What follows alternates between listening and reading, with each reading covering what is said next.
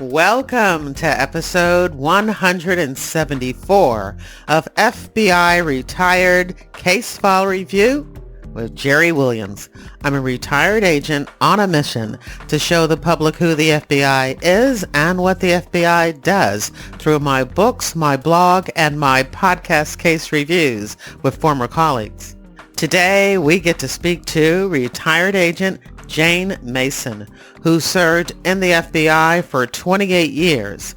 Initially assigned to the Kansas City division, she spent the majority of her career in the New York office, where she worked white-collar crime cases with a heavy focus on environmental crimes.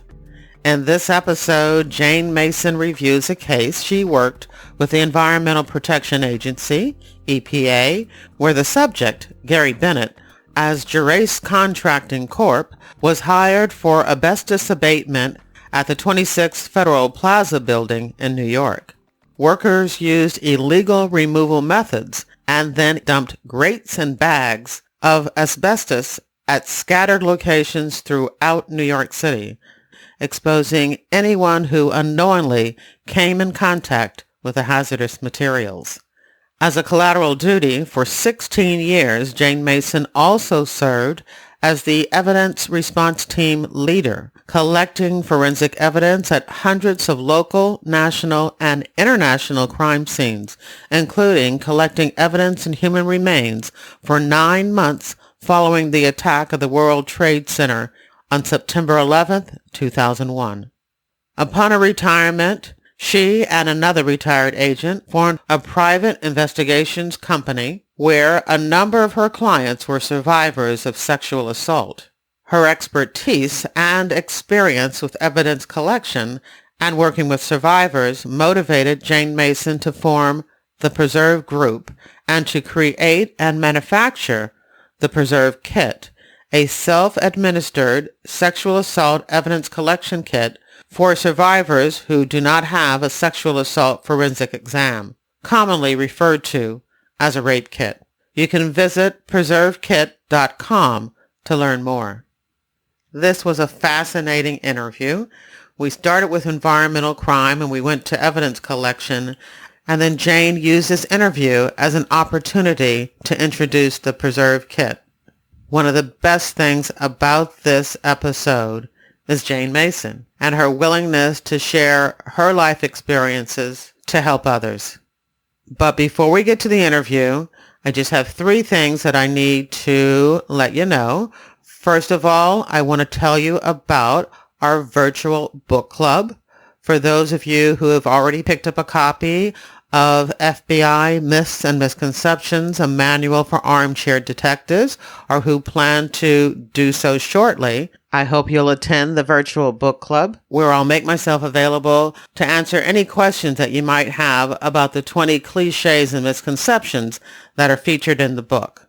The virtual book club is scheduled for Thursday, July 25th at 7 o'clock Eastern Time on Zoom. You can use a link to attend the virtual book club or call in. You can learn more about the virtual book club in this month's reader team email and on my website, jerrywilliams.com, Jerri Williams.com.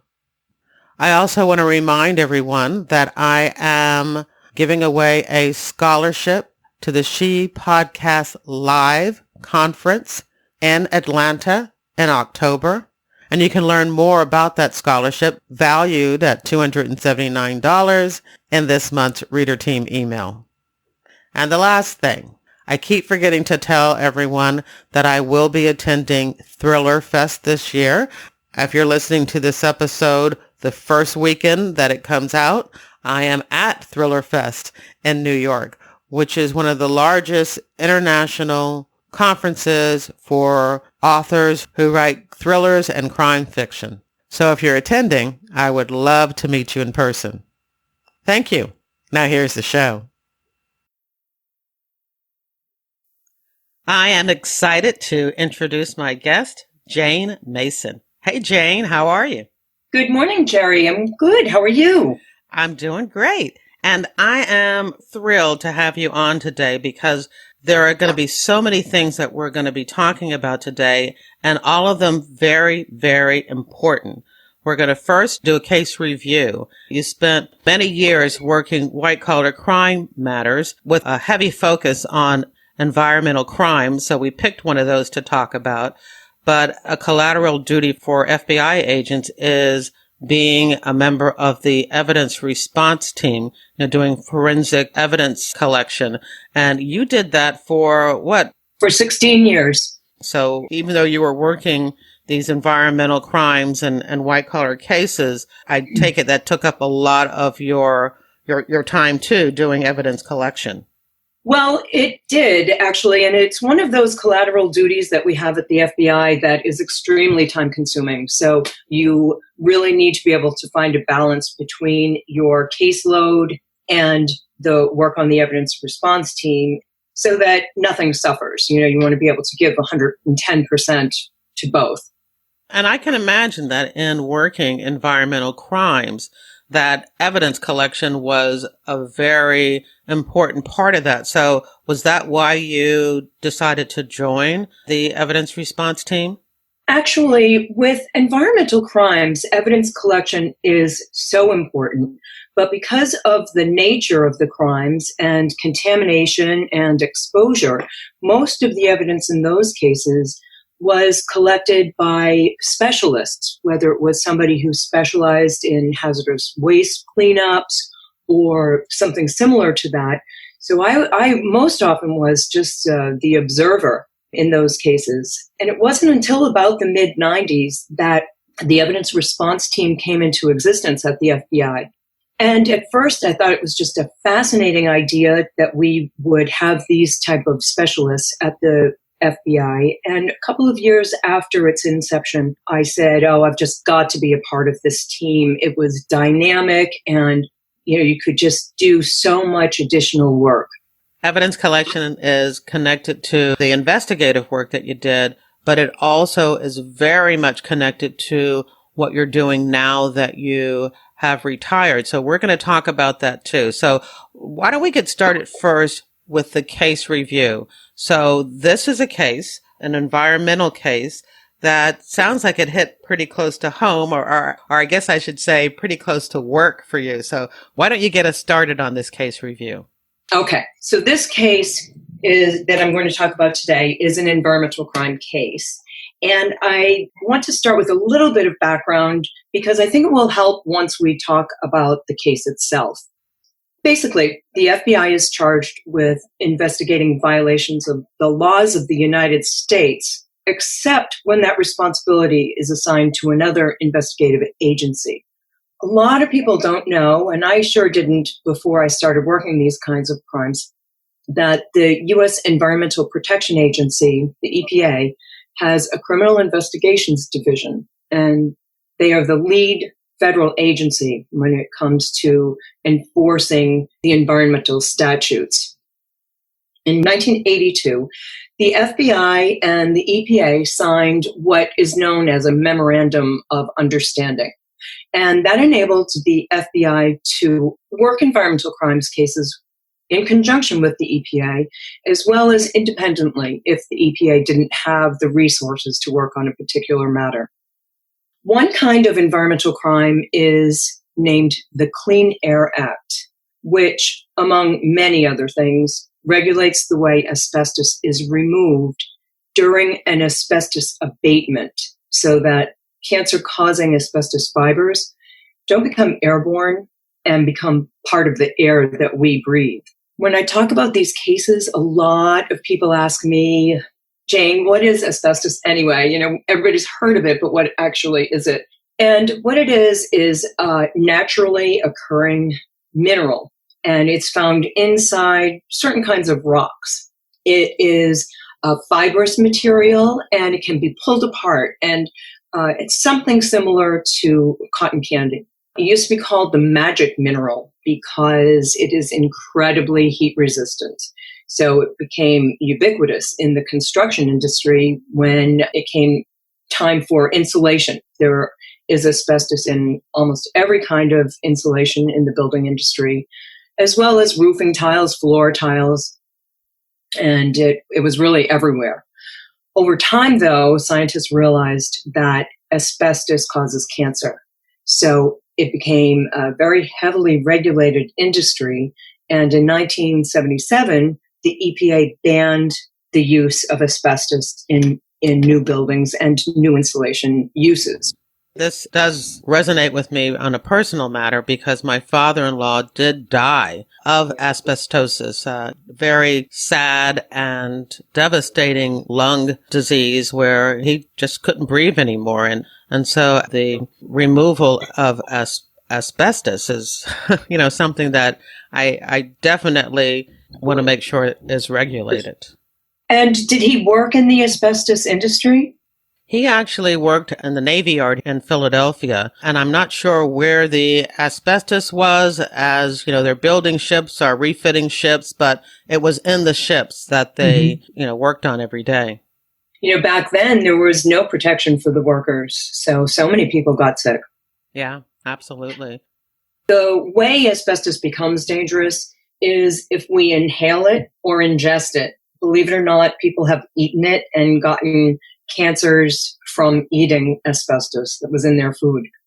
Much more typically, though, asbestos fibers are in the air and we breathe them in, and fibers will get lodged in your lung tissue. And then it's not until 15 to 20 years after your exposure that asbestos-related cancers emerge. And just like asbestosis, another commonly heard asbestos-related cancer name is mesothelioma. I hear a lot of TV ads for, attorneys doing class action suits if you have mesothelioma or asbestosis. So it's a really, horrible disease to get, and totally preventable if you wear the right clothing and you prevent your personal exposure. So when it comes to insulation, asbestos insulation is not dangerous when it's just sitting on the substrate like a pipe. It becomes dangerous when it is disturbed, like if there's a demolition project or some kind of construction project that would disturb it. And when I say disturb it, even just hitting it so that the outer wrapping becomes unraveled and then the inside asbestos fibers become exposed to the air, and then the fibers are very friable. They're very, they are, if it's not wet, they will be released into the air, and that you can't see them. They're microscopic, and that's when it becomes very dangerous. So if you have a construction project and it's going to involve some kind of disturbance of an asbestos insulation in the building owners are required to hire an asbestos abatement contractor, an asbestos removal company, to remove the asbestos in a safe manner prior to any construction. So the abatement companies are licensed to do this work in a way that no asbestos is released into the environment. While they're doing these abatements, they have to, according to laws and regulations, follow hundreds of engineering controls that are in place so that there won't be any release of asbestos into the environment. One engineering control that everybody is familiar with is that the workers doing this work have to wear personal protection, like a face mask and a Tyvek suit. Another control is, as we previously mentioned, when asbestos is wet, it tends not to become airborne.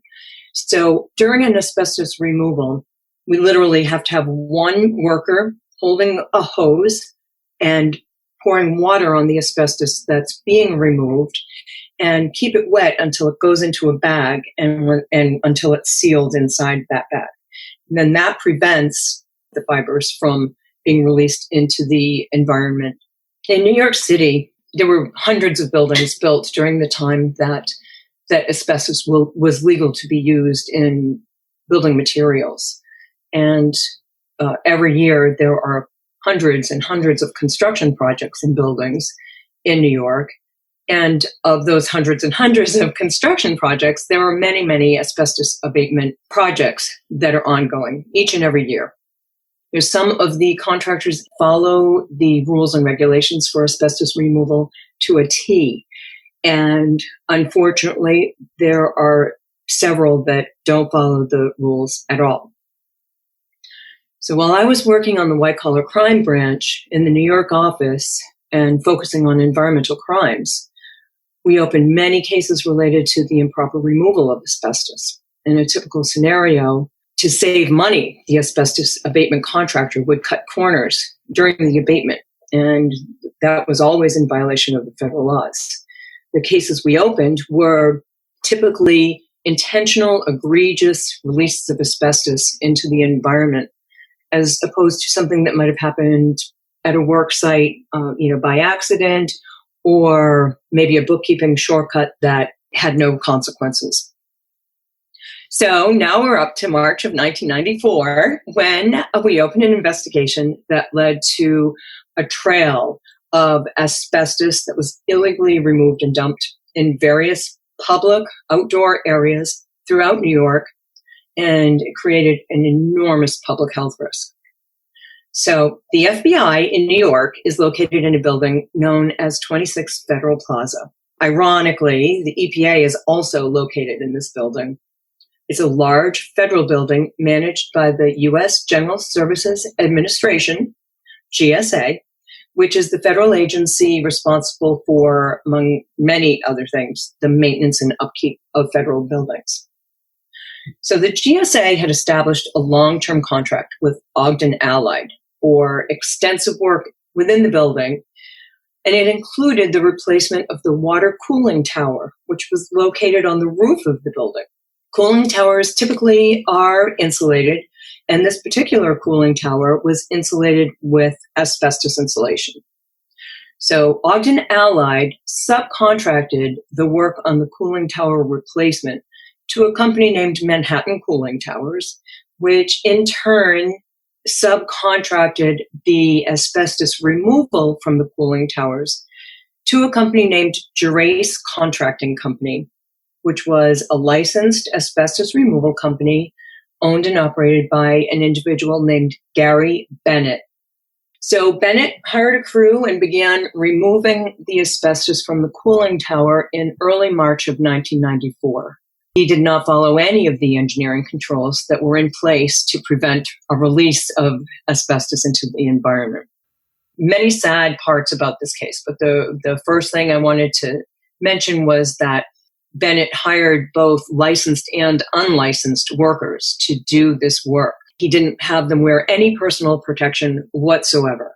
Also, they didn't use any water when they removed the asbestos. So as you pull insulation off the substrate, if it's not wet, it typically will have a release of fibers. And the other thing that they did when they were removing the asbestos is they threw the asbestos over a ledge to a roof below that was 30 feet down. And so you can sort of picture it in your mind that when you throw something that's sort of dusty and crumbly and it lands 30 feet down, you can sort of see the plume of dust that is released when it hits the ground. So there were more releases when that happened. One of the workers we talked to after the fact said that he had counted the asbestos that was removed from the cooling towers, and he counted 410 bags of asbestos and 140 asbestos grates. And the grates reminded me of air conditioning filters, except they're huge. They were either 4 foot squared or 5 foot squared, roughly that size. So when they were done removing the asbestos, they brought about half of it down to ground level, and Bennett didn't have any plans for how to dispose of the asbestos. So what he should have done was wrap it properly and send it to a licensed facility that accepts asbestos waste. Instead, he dumped the asbestos in scattered locations throughout New York City. First, he rented a 15-foot U-Haul truck, which is not a licensed vehicle to transport asbestos waste. And he had his workers load the asbestos into the truck. They threw some of the asbestos grates in a parking lot, And then they drove the truck to Brooklyn, where they dumped a few bags in a baseball field. And they dumped the rest of the bags from the truck, which was just over 300 bags, just in a parking lot next to a dumpster. It was a parking lot behind a supermarket. And oddly enough, it turned out to be a supermarket on the same exact block where Bennett lived. So he was actually dumping, right in his own neighborhood. The next day, they come back to 26 Federal Plaza to pick up the rest of the asbestos. So they fill up the U-Haul truck with all the rest of the grates, and they have a few bags left. So they throw the bags of asbestos waste into a city sanitation truck, and then Bennett tells his workers to drive the U-Haul truck and abandon it. So they drove it to a remote place in Brooklyn and left it at the side of the road. So each time one of these sites was discovered, when it was suspected that it was asbestos, the DEP, the New York City Environmental Agency, would respond and then order an emergency cleanup paid for by the city, because at first we didn't know where the asbestos came from. There were no identifying marks on the bags or inside the bags on the asbestos itself to identify where it had originated. Fortunately for everyone, about 2 weeks after the removal, one of the workers came forward to law enforcement and explained what had happened during the asbestos removal at 26 Federal Plaza and the dump sites and how it had been conducted by Bennett. So this is when we began our investigation, 2 weeks after the fact. It was a multi-agency investigation, which I really enjoyed working multi-agency investigations because I really enjoyed the teamwork. This particular case involved the GSA, the EPA, the New York City Sanitation Department, which had an environmental police unit. So it was a very interesting group of people. All of the sites that I just described were located and the asbestos was remediated, with the exception of 2 sets of dump sites. The asbestos bags that were thrown into the sanitation truck were never located. And the asbestos grates that were thrown into the parking lot in Little Italy were never located. We searched and searched for the right parking lot and finally found it and spoke to an attendant who remembered seeing the grates there. And he said that they weren't there for very long when some homeless people came and picked them up and walked away with them. And of course, nobody knew at the time that they were contaminated with asbestos. So there was absolutely no way to track down those asbestos grates. So those were two parts of this that were lost to us. I take it that the only reason that they're doing this is not out of ignorance, but out of a cost saving. I mean, why would they do this? And you also mentioned that he had licensed and unlicensed workers. I would imagine that the licensed workers, they knew better too. What's going on? Gerace Contracting, the company involved, was a licensed asbestos abatement contractor. So they knew full well what the rules and regulations were and how to follow them. This wasn't their first asbestos removal job. In fact, they had been in business for several years by then. One of the many unfortunate parts of this is that unlicensed workers may not know the difference. They may not even know that they're being exposed to a cancer-causing element. The licensed workers, what we found oftentimes in our asbestos cases was that the licensed workers, even though it could jeopardize their license, if they were getting paid, they would do what they were told.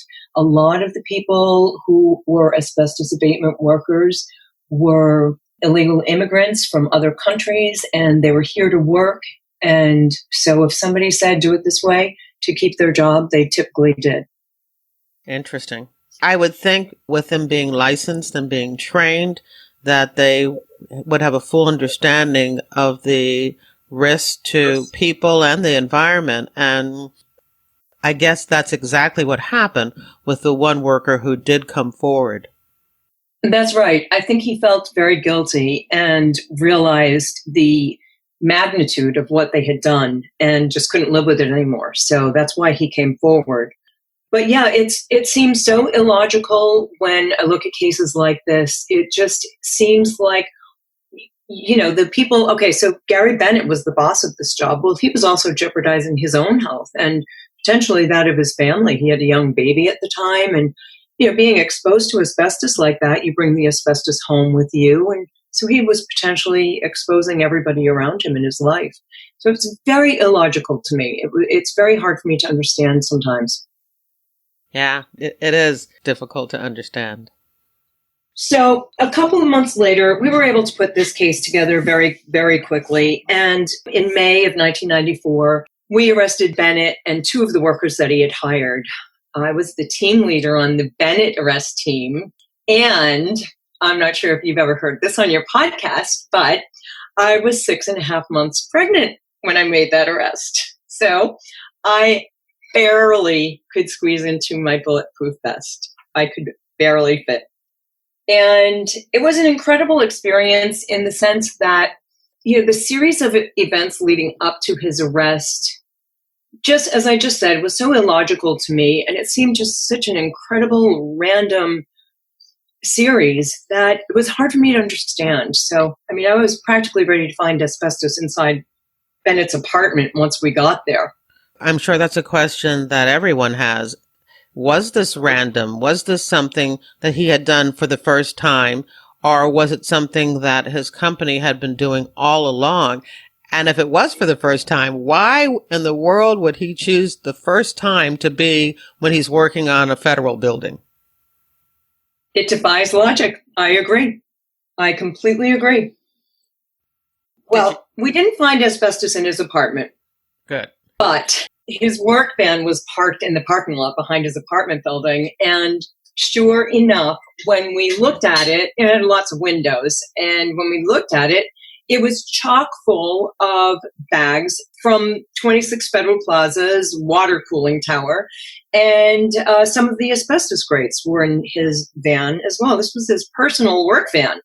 So yet another cleanup had to be conducted by the city at a cost of $10,000 that time. Later the day of the arrest, Bennett was released on bail with the condition that he report any asbestos abatements he planned to do to the EPA, a minimum of 48 hours ahead of time. Whoa, wait a minute. They were going to let him continue working? I know that he hasn't been criminally prosecuted, but isn't there some way to suspend his license to work on asbestos once they discover a whole van full of asbestos product? It is extremely shocking that he would be allowed to continue this work. I know at that point it was an allegation because he hadn't pled guilty, he hadn't been convicted, and so it was an allegation at that point in time. No, there's a whole van full of asbestos. That's not an allegation. That's concrete physical proof. I know. Looking back, as I was reviewing all of this information, I started remembering, we were shocked that they would allow him to continue working in this field. But I remember he had an attorney assigned to him that day who pled poverty to the judge and expressed this as the only source of income, and there's a small baby at home, he's the sole provider, et cetera. And that was the outcome that day. So yeah, it was pretty surprising, but that did tend to happen, at least up in New York with the environmental crimes cases. So as we know, the federal system can sometimes work somewhat slowly. And so it was about a year later. So now it's June of 1995.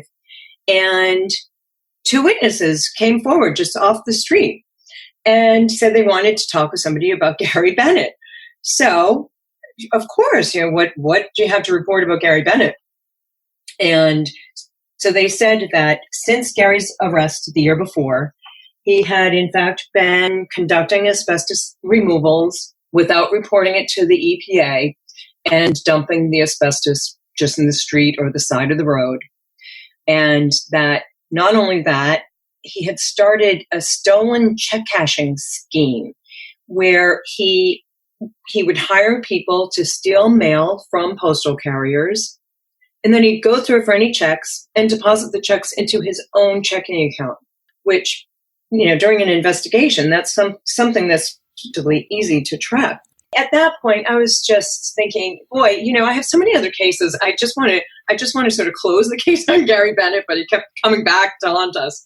So anyway, we investigated these new allegations and we arrested him a second time for the asbestos crimes, and that time also for stealing the mail, which is a federal crime, and cashing stolen checks, which is also another federal crime.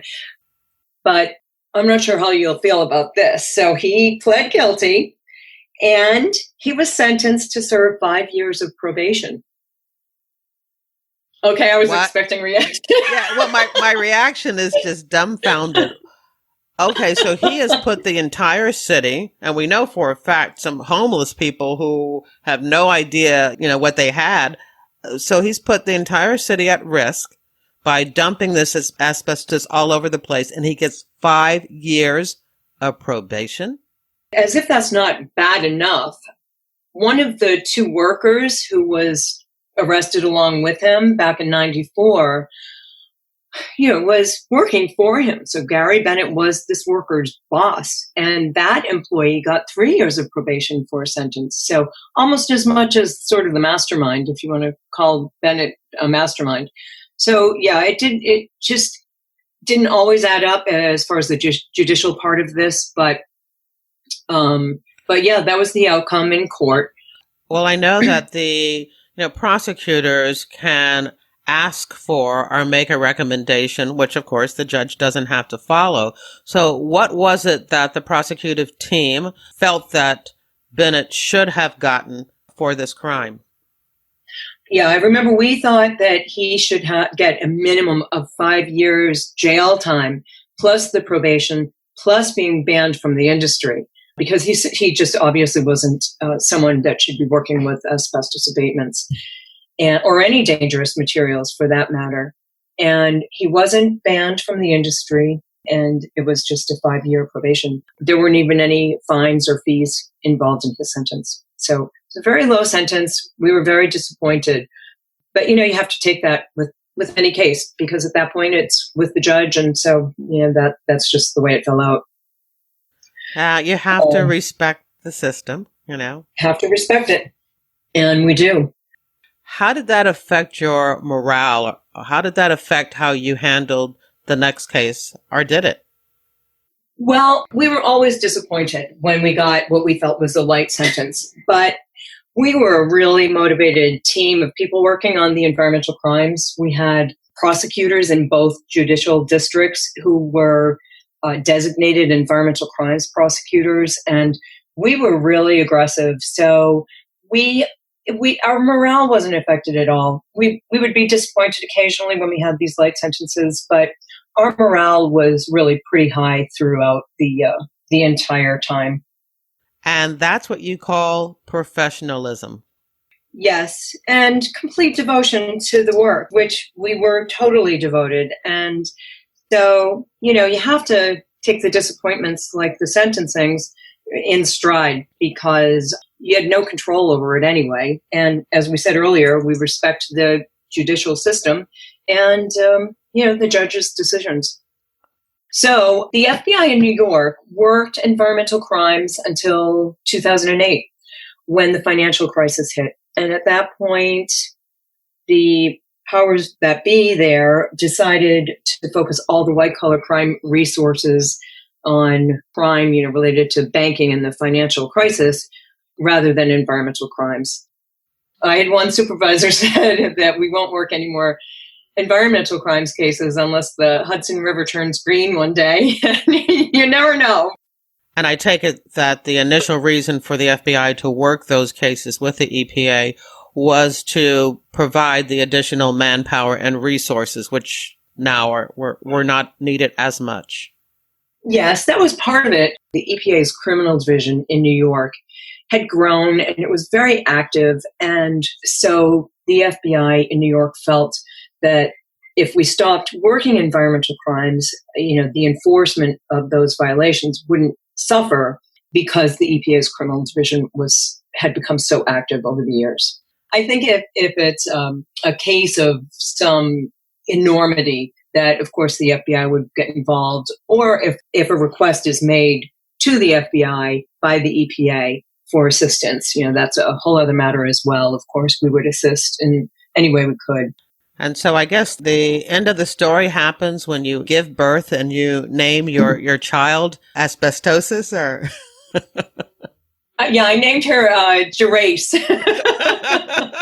Since she was around for the investigation, I can only imagine that Yep. her name was inspired from this case. Yeah, that was interesting. That was the last arrest I made during the pregnancy, because I think after that day, the bulletproof vest would absolutely not go on. That was it until after I gave birth. Well, yes. Well, one of the things that we had mentioned earlier on was the fact that how important physical evidence was in these type of cases. And you did explain that you had, skilled and trained environmental people who collected this type of evidence. But if you're ready, let's move on to the 16 years that you worked on the evidence response team. Why don't we just touch on some of the cases? So being on the evidence response team for 16 years gave me exposure to literally every kind of case that's out there. Not only do you have to take a tremendous amount of training so that you can learn the proper techniques to collect forensic evidence, but you have to take training on an ongoing basis so that you can keep up to date with new trends or new methods. And DNA was emerging during this time, and DNA evidence became vitally important in so many cases. What we did sort of on a daily basis was our ultimate goal was to respond to crime scenes, international, national, and local, when called upon. So when called upon means when, for example, a case squad in New York had a search they were about to conduct, and they felt there would be forensic evidence at the search, and they would make a request to the evidence response team to assist them at the search or conduct the search altogether and collect the evidence for that particular case. Other agencies sometimes asked for assistance. Of course, if crimes against American citizens occurred overseas, we often went to the various locations where the crime had happened to collect evidence overseas. We went to Saudi Arabia back in '96 when Khobar Towers was bombed with the truck bomb, and 19 servicemen were killed in that incident. We had several teams go over there in 2-week periods of time, overlapping for a day or so to train the incoming team, and then the next team would come in. So what we were doing there was just going through the big, enormous crater that was caused or created in a parking lot next door to the housing unit that was bombed, and collecting evidence from that crater. The way it worked was, there was a mountain of rubble, and a bulldozer would take that, scoop up the rubble, and lay out the rubble in the parking lot. So there was a very thin layer, and maybe the size of a football field. And what I would do was I had a huge magnet attached to a stick, and I would run that over this field of debris. Every time I made a pass through the field, any metal that I had collected would get given to somebody else who would start packaging it and labeling it and collecting it as evidence. One of our bigger jobs early on, although it didn't turn out to be a crime, we worked on TWA Flight 800 that same year, and we were there for months out on Long Island where the plane had crashed. For so long, we didn't know if it was a crime or not that caused the plane to crash. And so we treated it as though it were. And so every single piece of debris from the plane was considered an item of evidence. We had to initial and date every piece of evidence from that plane. And some days we would get thousands of pieces into the evidence collection section that we would have to initial and date. And that was a very, very interesting case as well. So those were two of the bigger early cases. Of course, we had 9/11, which was another case that took us many months to respond to and to collect the evidence. We had evidence response teams in the morgue at Ground Zero, and then out at the landfill in Staten Island, where the debris from the World Trade Center was taken, and that's where all the debris was gone through for evidence. We were looking for evidence of the crime. We were looking for personal items, whether they were items belonging to the terrorists or of some of the passengers or people inside the building. We were looking for human remains.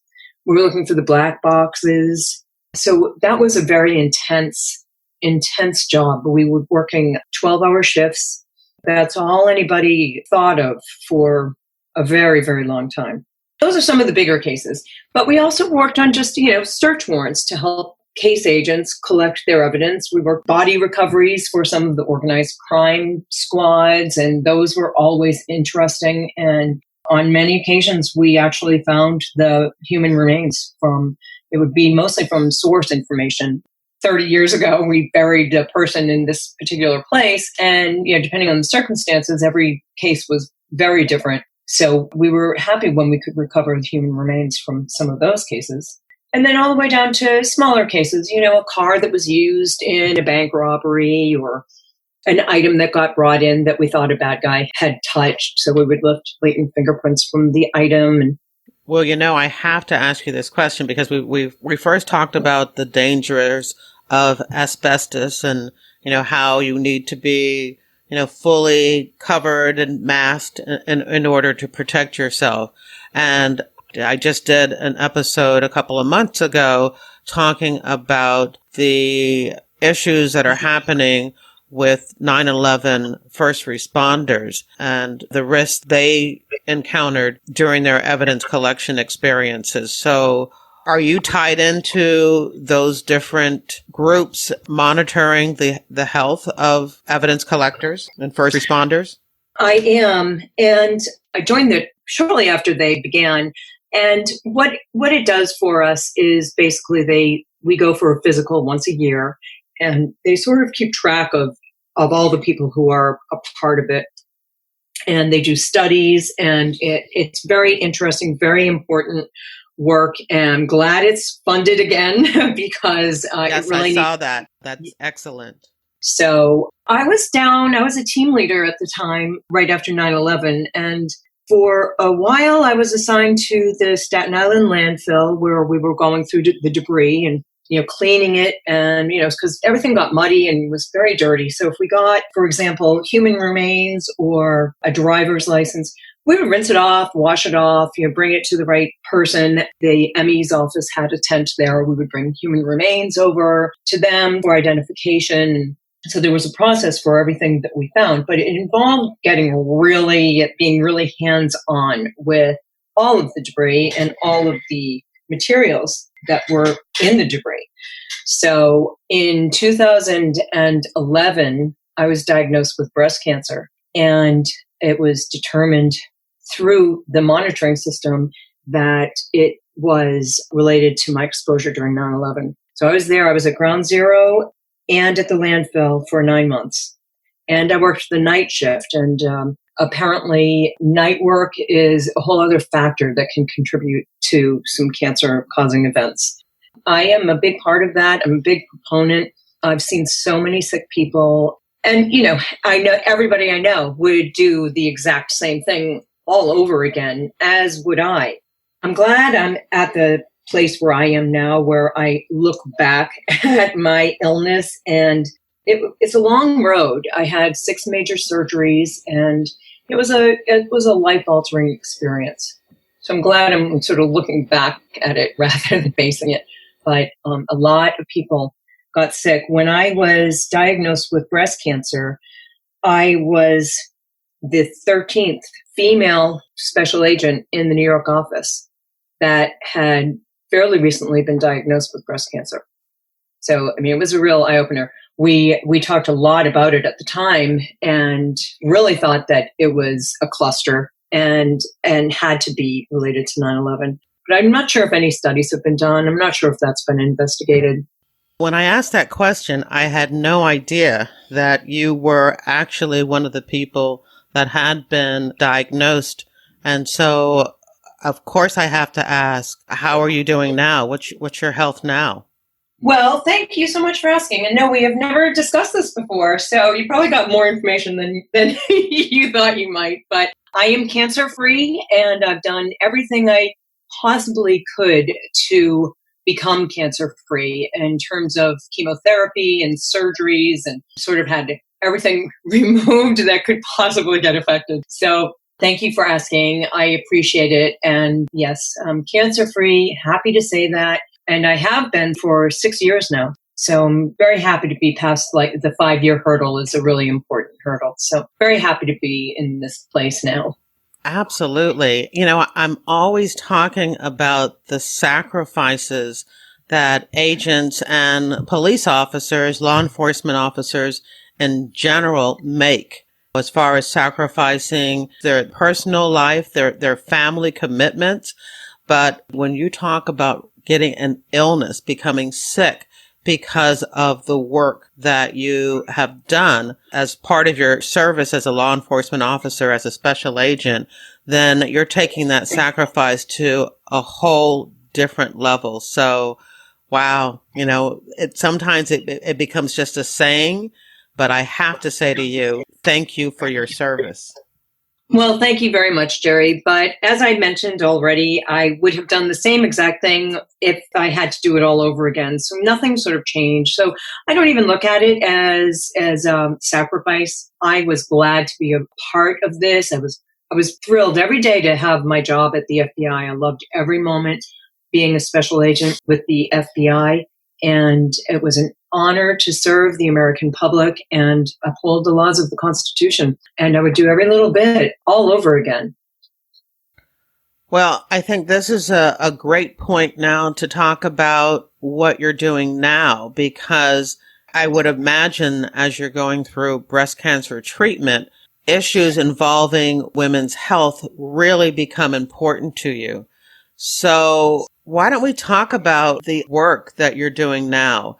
I guess the first thing I'd like to ask you about is, how did you become invested in helping women document sexual assaults? So you're right. In terms of the breast cancer recovery, it was really my first time sort of engaging with my softer side. I started looking into yoga and meditation and started becoming more aware and mindful of my surroundings and the world and feelings and things like that. And while I was doing that, for most of it, I was still at the FBI. But then I retired in 2014. And I started a private investigations company named Secure Investigation with another retired FBI agent. We get hired for a huge variety of cases. Early on, one of the cases that we got hired to work on was a case that impacted me to this day and always will. It was a case about a college student who was raped her freshman year in college and so traumatized by it that she couldn't speak a word about it for 2 years, when she told a counselor that she had been seeing that she had been sexually assaulted. And eventually they worked together so she could eventually tell her parents, and then her parents started dealing with it. But in the 2 years when she couldn't talk about it, she dropped out of school, and she'd been bulimic. She had been in and out of facilities, and basically her life course had been completely altered. And I work with her now on my project, and she's just an inspiration to me. I helped her work through the judicial system. I helped her put her case together so that we could present it to law enforcement near her college. So I saw firsthand, for the first time with a case like this, I know not all cases are like this, but I saw this particular law enforcement entity treat this survivor, who was still young. She was 23 at the time we were doing this. And they treated her in such a shameful way. They played the blame game. So I was seeing that for the first time, where the victim was describing the kind of force that the perpetrator had used when he committed the assault. And a female detective said to the victim, the survivor, that wasn't enough force. And she would just say things that were so degrading that I knew at some point the survivor was just simply not going to be able to talk about it anymore with the detective, because I could see she was being re-traumatized. So eventually I worked with that law enforcement agency and with the prosecutor out there, and they behaved in just a reprehensible way. And so the criminal case went nowhere. By the time this survivor was able to discuss the assault, the statute of limitations had expired for any civil case, which was, one of two courses that the survivor could take, whether it's a civil or criminal complaint. But since it happened at college, she could also report it to the Department of Education. So we got in touch with them. They have an Office for Civil Rights, and they have a statute of limitations of 180 days for reporting a sexual assault on a college campus. Wow. And everywhere we turned on that case was just, a door closing on us. A really educational experience for me. It was sad and educational. We also had other cases, and eventually, leading up to last year, we had been hired on maybe 5 or 6 different cases that involved sexual assault. And most of the cases, the survivor didn't report it to the police and didn't go to a hospital and have a rape kit done. So there was no evidence. Can we talk about that? Because I definitely understand why that happens. But I think that there may be people listening who don't understand that somebody has been sexually assaulted, has been violated, and they don't report it. They don't collect the evidence. They don't say anything. So I think we need to pause just for a little bit here and talk about that. Okay. So there are countless reasons why people don't report sexual assaults. And if you read articles about it, you'll read 20 reasons from this article, and then a different article has 20 different reasons. Most of the reasons have to do with the fact that survivors feel they won't be believed, or they think it was their fault, or other reasons that they're worried about. There's a reason why they don't want to, and each person is different and has their own reasons. In our cases, the college student didn't want to tell anybody, so she didn't report it at all. She has talked with me a great deal about the preserve kit, which is what we're going to talk about. And she says if they had been educated in college about what sexual assault was and what you can do to respond to it properly, that she would have been better prepared. Very interesting piece of information came to me a couple of months ago. I was visiting my alma mater up in Massachusetts, which is Babson College, and I was talking with the Title IX coordinator and the head of the wellness center up there. We were talking about sexual assaults, and they told me that if a survivor comes forward to them and says, I've been sexually assaulted, they say, would you like to go to the hospital? They say most people don't want to, but those that do want to go to the hospital, they'll offer to accompany them. And they say that the times that they have accompanied survivors to the hospital, the survivors often only want the Plan B pill and an STD prophylaxis and refuse to do the rape kit, which is known as the SANE exam, but it's where medical professionals trained for these particular types of crimes collect evidence from the survivor that can later be processed in a forensic lab for DNA evidence or fingerprints or the other types of forensic evidence. So that was an eye-opener for me because I just assumed that if somebody's reporting it, then they'll take care of their evidence. They're already at the hospital. So, I never knew there was sort of that nuance where people had the different concerns and didn't want to collect the evidence. Now, if you do any research online, there's a lot of negativity surrounding the information that's out there related to the conducting of a rape kit at a hospital. survivors tell stories of how it took hours and hours and that they were re-traumatized, re-victimized during the rape kit exam. And that's because they are traumatized to begin with, and they had just dealt with a horrific situation. So, you read a lot of negative things. So I do think that contributes to why some people might already be at a hospital and then refuse to actually do the rape kit. They're there, they get their plan B, or if they're worried about an STD, and that's all they want.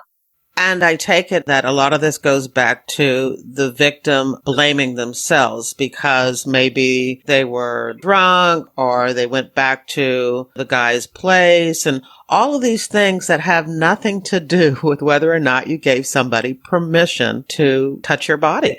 Exactly. Let's talk about what you're doing. You have put together a collection kit. Why don't you explain what it is? Okay, so we decided that it would be of great use to survivors if we could put this kit together. So over the last several months, what we've done was based on my own evidence collection experience. I knew what evidence was very important and what evidence was very difficult to obtain. And I sort of had a really good balance on what I felt anyway in my level of expertise, what a good kit for a person to collect their own evidence after a sexual assault. I felt I had a really good handle on what kind of evidence a person could do, what someone untrained to collect evidence would be capable of doing, especially when they're traumatized. So we put together a kit that has step-by-step instructions for survivors to collect various types of evidence. So, for example, we have swabs in the kit, so that the survivor of the sexual assault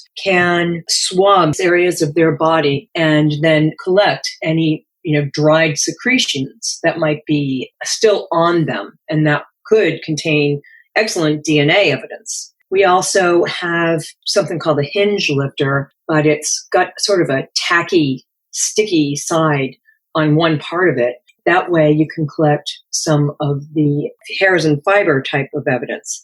So if you collect hairs and fibers that are still attached to your body, and one of those hairs belongs to the perpetrator, in the forensic crime lab, we can make a match that way. So, we have the DNA collection, we have hairs and fiber collection, and we also discuss and provide instructions for how to label each item that is collected and how to package each item that is collected. We have information about storing the evidence, and on our website, we talk about what a typical police investigation into sexual assaults would be, what people can do in the future. So I think it's an excellent option. It's an option for those who don't want to report it or don't want to have the kit done at a hospital, because now they can collect their own evidence, say in a month, or say if it's 30 years later, like we're seeing oftentimes now, you still have that evidence. So it gives you options. There may be a way to connect your perpetrator to your allegations, backed up with concrete evidence that you maintained from the day it happened.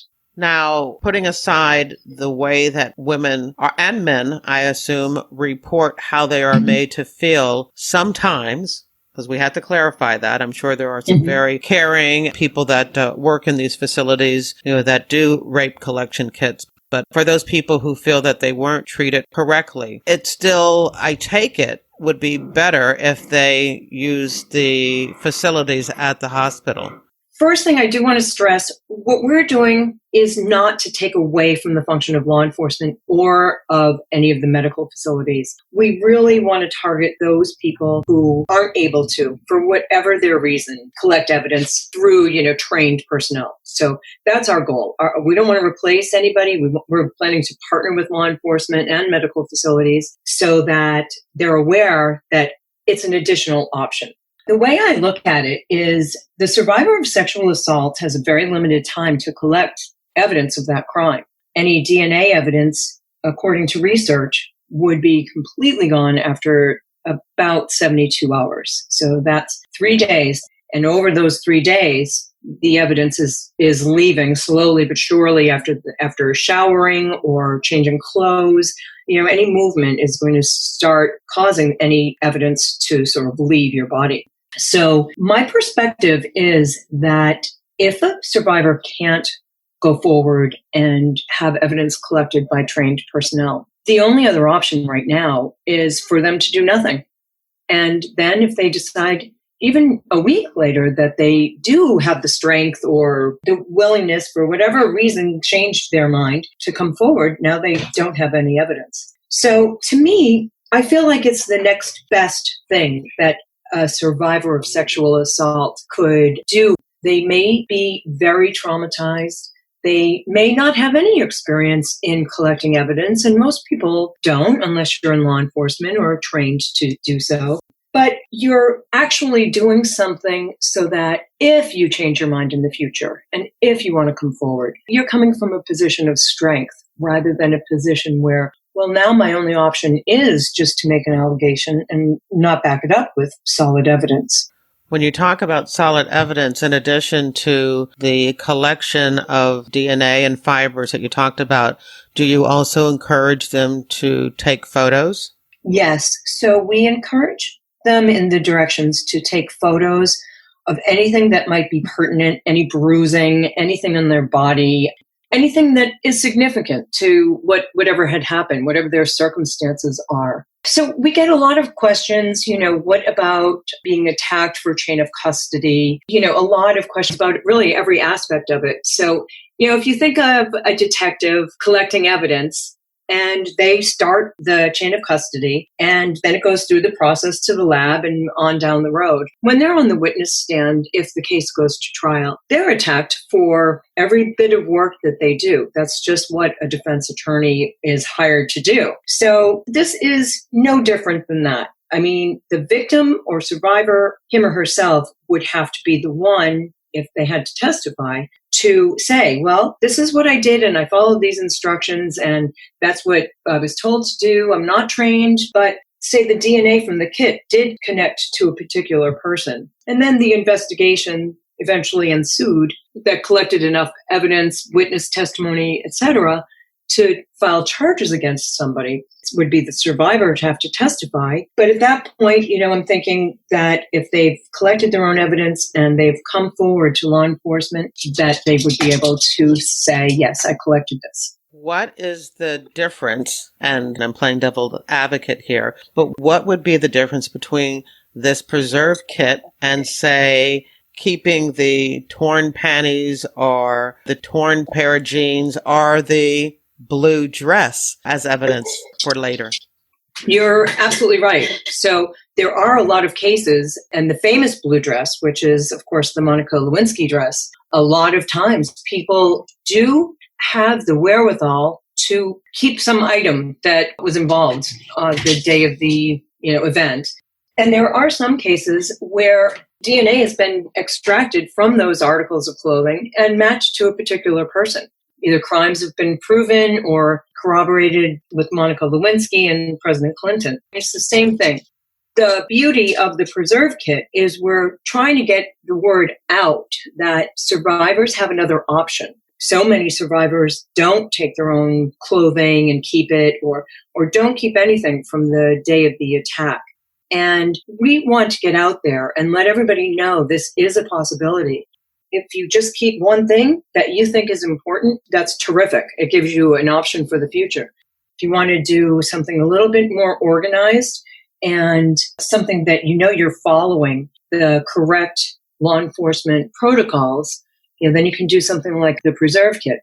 This is all so fascinating to me. I truly am not trying to sell my first book, but, as I explained to you, my book, Pay to Play, features a sexual assault. The sexual assault involves the main character in the book, the female special agent. The sexual assault happens to her when she's young and then happens to her when she's an agent, and she doesn't report it. When she's younger, because she kind of feels that it was her fault. And when she's older, because she was in the wrong place at the wrong time and she doesn't know how it would affect her marriage and her career. And so I understand I actually get it. I've already created a story from my imagination and a little bit from my past that talks about this phenomenon of not reporting a sexual assault and the reasons people do it. So I get it. How are you going to be able to educate people and to spread the message other than the people who are going to hear this episode? How else are you getting out and talking to people and letting them know that this is another option? Well, what we're working on now is trying to partner with the various entities that have, end sexual violence as one of their missions. So there are so many of them that it's been almost difficult to narrow it down. But there's an organization called RAIN, and they're the biggest nationwide organization that works with sexual assault.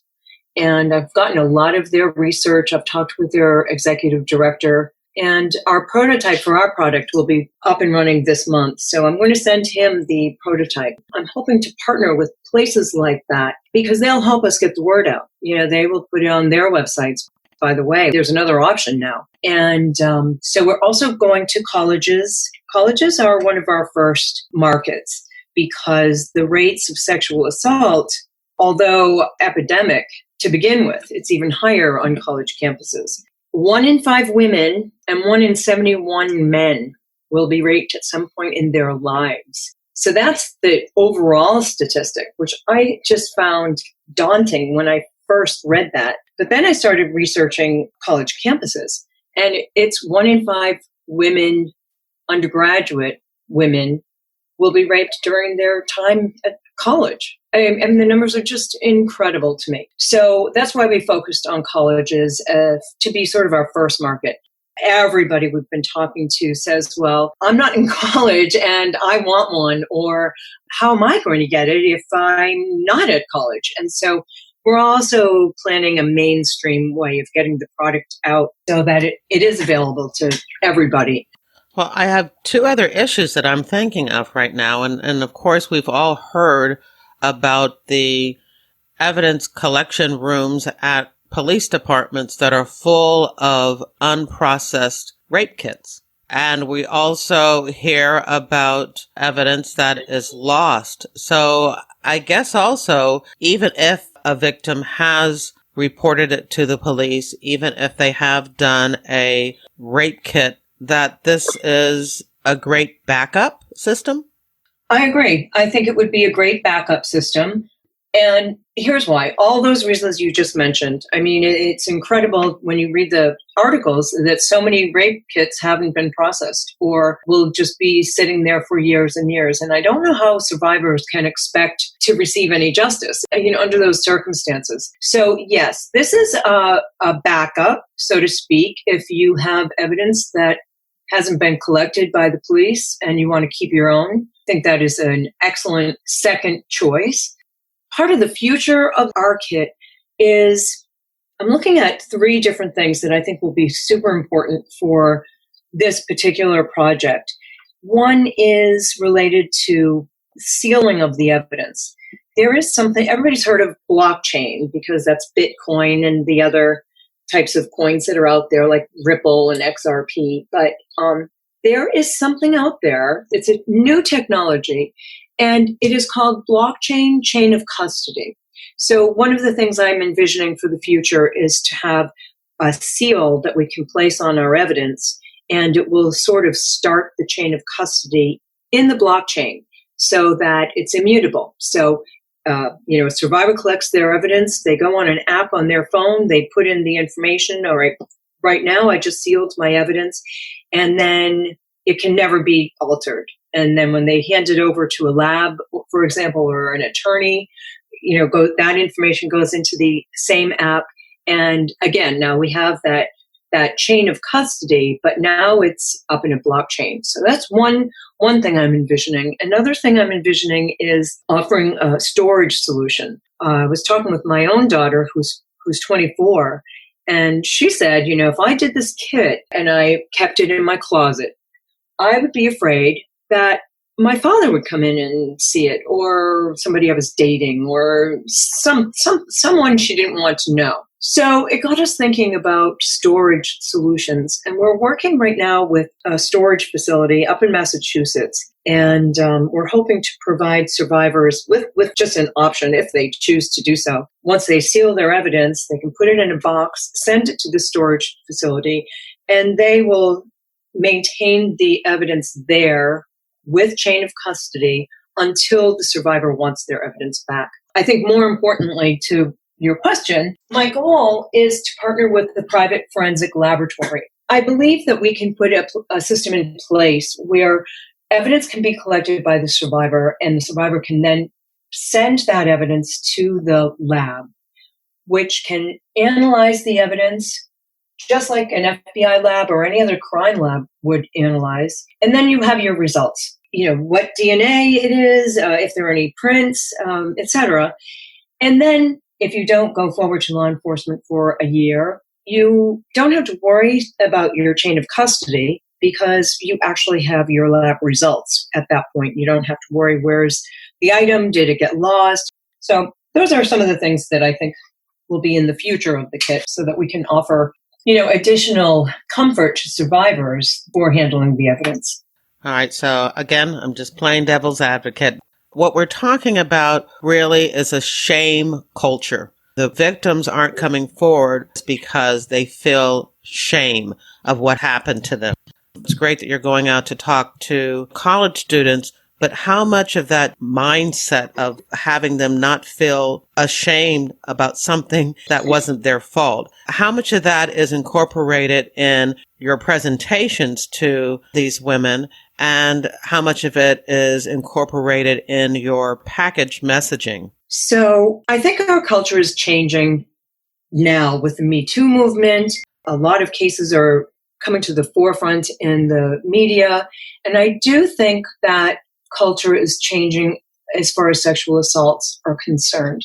We're obviously going to be encouraging everybody to come forward. I have talked by now with many survivors, and most of them are set in their thinking, at least the people I have spoken with. And a couple of people I've spoken with have said it was my fault because I put myself in a situation where it happened and I shouldn't have put myself in that situation. Whether it's, I went to the person's dorm room, I got in the person's car, whatever the situation might be. And, I will respond by saying, well, it's never your fault. If you're sexually assaulted, you didn't cause it. If you didn't give consent, you did not cause a person to rape you just because you were in a room or a vehicle or wherever it happened.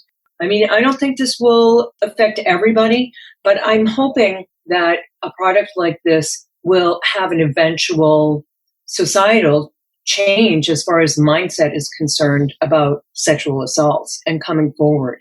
Obviously, if 1 in 5 women is sexually assaulted in her lifetime, then it's pretty obvious with that kind of number that it's really pervasive. So, if I come forward and say I'm a survivor, I know that, within the next 6 people, there's another one. So there's a lot of company in this world, unfortunately. What I try to do for all of my case reviews is to think about what kind of questions listeners might have. And I'm thinking about, an older male law enforcement officer who's listening to this. And my thought is that one of his questions is, what about the other physical evidence? So you've collected, some fluid and you collected some fiber, but what about the physical? And we have some photos, but there's also trauma, tissue trauma, for somebody who's been raped, and you're not getting any of that, which probably is some of the most dramatic evidence that you could present to a juror, that would really say, oh yes, this person was physically attacked. Yes, we've gotten a lot of questions along those lines. So we designed the kit to be as complete as possible. Again, for a survivor who may be traumatized and not trained in evidence collection. So it's not the same thing as a rape kit. It's not the same thing as being at a medical facility.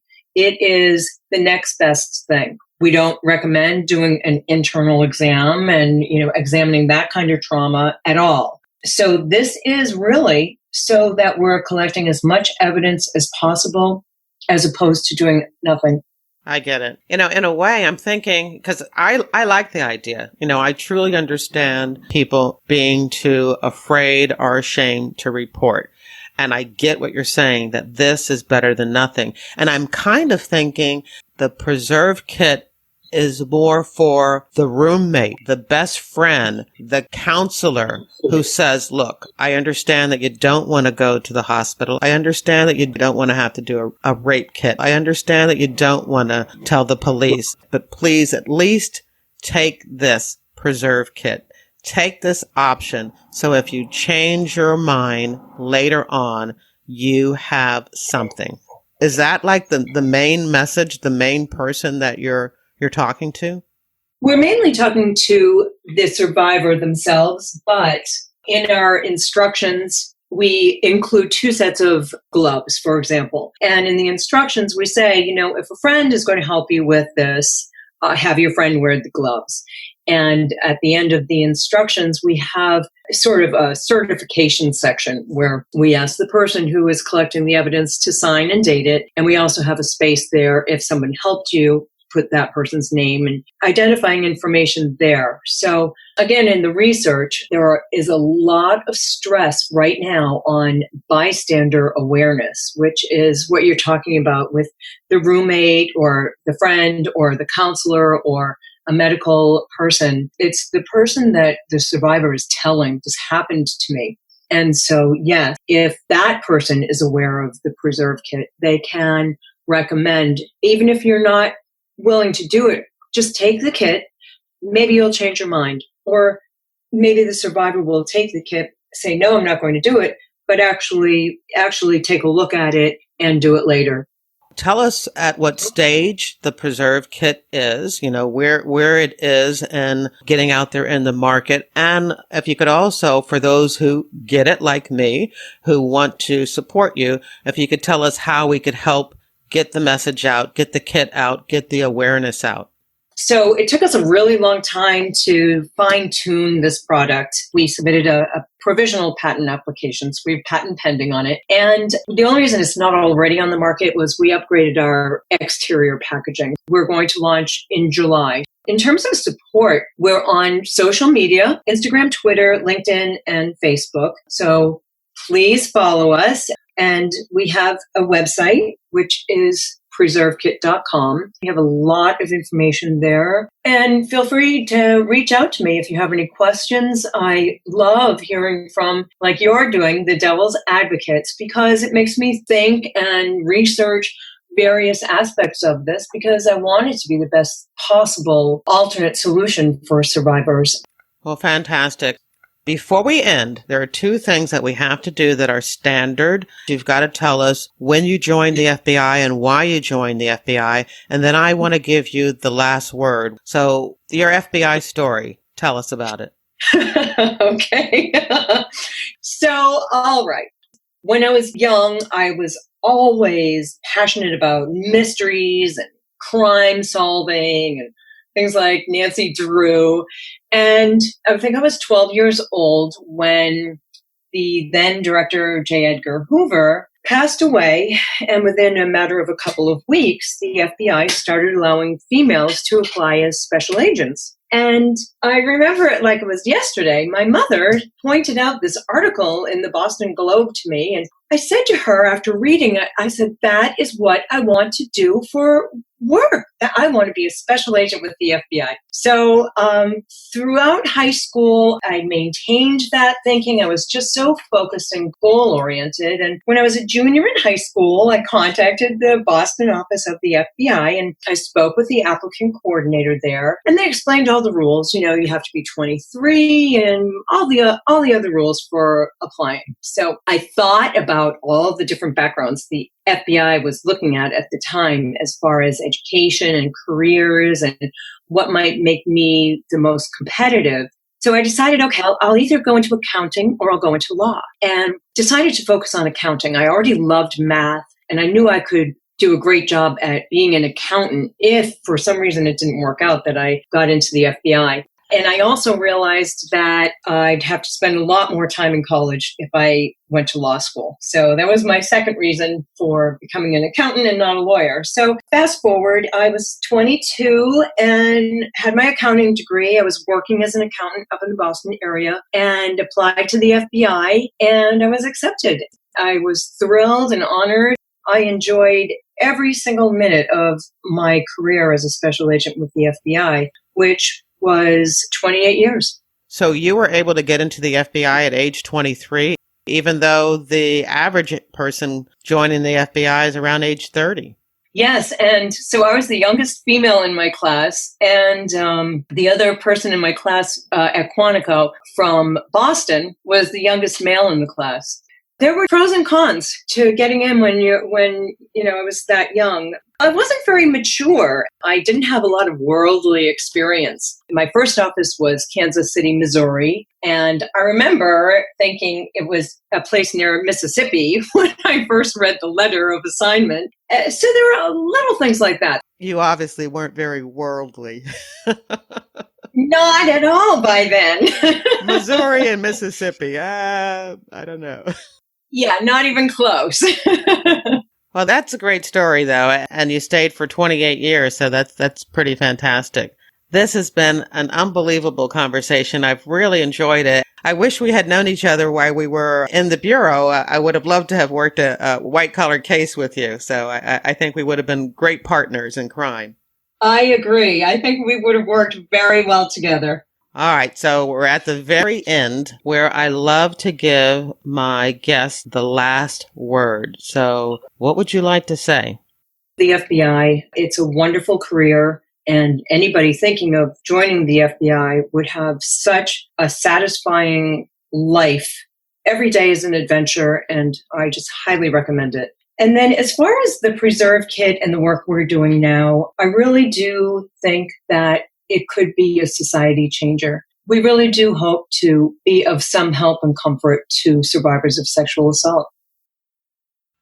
And that's the end of the interview. At jerrywilliams.com, you'll find a photo of Jane, a newspaper article about this case, and articles from the FBI website on environmental crimes. There are, of course, links to her websites, Secure Investigations, and the Preserve Group, where you can learn more about the Preserve Kit. I hope you enjoyed the episode and that you'll share it with your friends, family, and associates. If they're not sure how to listen to a podcast, have them read the post on my website, How to Listen to a Podcast. And don't forget to subscribe to FBI Retired Case File Review on Apple Podcasts, Google Podcasts, Spotify, Pandora, or anywhere you listen to audio. This podcast is where I talk about true crime, but if you also enjoy watching crime dramas and reading crime fiction, then you want to join my reader team. When you do, you'll get a copy of my FBI reading resource, which is a list of all the books about the FBI written by the FBI agents who have been on this podcast. True crime, memoirs, and crime novels. And, in case you missed the big announcement, FBI Myths and Misconceptions, a manual for armchair detectives, is now out and available worldwide as an ebook, paperback, and hardback, wherever books are sold. And guess what? My crime novels, Pay to Play and Greedy Givers, are now also available worldwide wherever books are sold. So if you enjoy reading police procedurals, I hope you consider picking up copies of the books in my FBI Philadelphia Corruption Squad series. I want to thank you for listening to the very end, and I hope you come back for another episode of FBI Retired Case File Review with Jerry Williams. Thank you.